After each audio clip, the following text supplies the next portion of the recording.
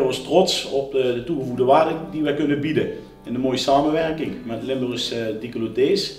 En ja, de campagne die wij voeren op spiegels in de regio. Uiteraard komt het ook ergens vandaan natuurlijk. We hebben allemaal mensen in de omgeving die ja, in aanraking kunnen of komen met ja, toch een vreselijke ziekte. Wat zowel psychisch als lichamelijk enorm beperkt. Ik denk dat je, als je er aandacht aan geeft op de goede manier, samen sterk, dat je in ieder geval de pijn verzacht.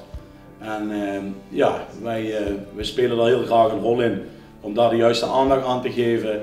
En ja, dat doen we volgend jaar weer en het jaar daarna ook weer. Samen sterk tegen borstkanker. En Merel doet mee aan de Limburgse décolletés.